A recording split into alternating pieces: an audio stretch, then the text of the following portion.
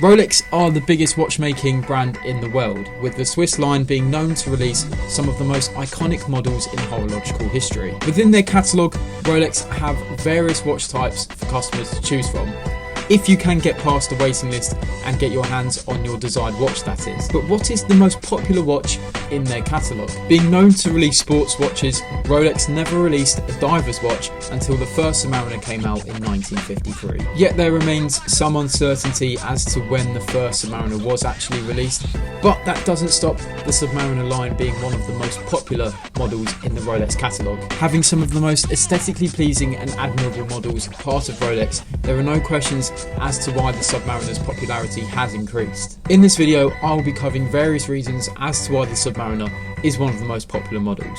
Let's get into it.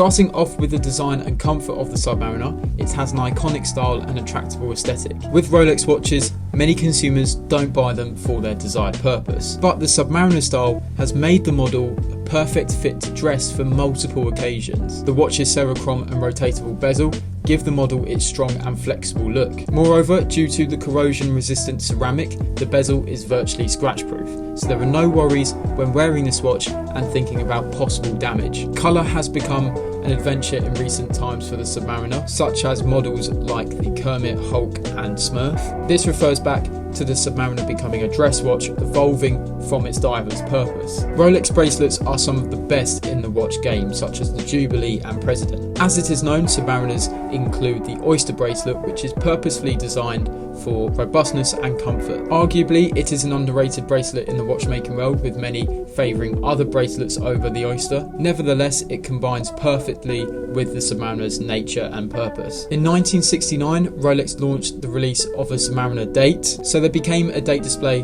on the dial of Submariner models, which is always a nice touch addition to watches. When looking at the value and investment of a Submariner, it is no wonder why it is a popular and favoured model. The retail price range for many different Rolex models always vary. For instance, the Submariner's price range is wide because of the date in yellow gold. That watch has two variations, both currently retailing for £34,200, whilst the remaining Submariners are retailing at a much lower and affordable price, especially for luxury watches. It is known that Rolex watches appreciate in value over time. The older or rarer the collection, the more it'll increase in value. Due to the Submariner being one of the most popular models, the watch manages to hold its value very well. It is a perfect watch with classic design, superb functionality and versatile aesthetic, making the model an excellent investment. Rolex watches are crafted using the finest materials, so every piece is durable with the ability to last a lifetime. Submariners have been created to be utilised in extreme conditions, so if you are thinking of owning a Submariner to be worn as a dress watch and not for its intended diving purpose, then there is less concern surrounding any problems that may occur to the watch's function. Therefore, the value of a specific model that one had purchased wouldn't be lost, and the return on investment is promising. Finally, the function and history of the model is another reason that helps to increase the Submariner's popularity.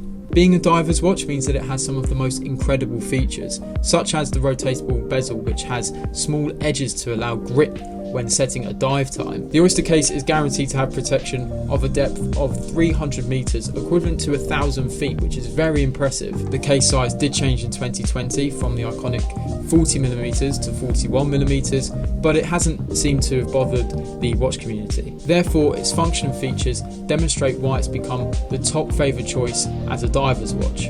It can be argued that this is why the watch featured in James Bond films in the beginning of the film's franchise. The Submariner has had a large history of models, which has been very well documented. However, its history in the James Bond franchise is more enticing in my opinion, as it's one of the many reasons why the watch has gained its popularity. As said, there is uncertainty surrounding when the official release date of the Submariner was, whether it was 1953 or 1954. It took just under 10 years for its first appearance in a James Bond film, which was Dr. No in 1962. The specific model that was displayed in this film was reference 6538, which saw Sean Connery wear it in his portrayal of James Bond. The Submariner continued to be part of the James Bond franchise even getting its own nickname aligned with the model, making it known as the James Bond Submariner. Its last appearance was in 1989, reference 16610, and after that the film franchise included Seiko watches, but in most recent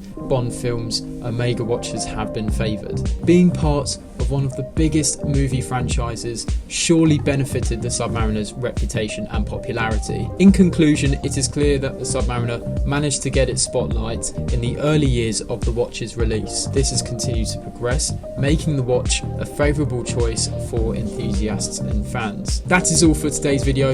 If you can subscribe to this channel and even like this video, that would be massively appreciated. Thanks for watching, and we shall see you next time.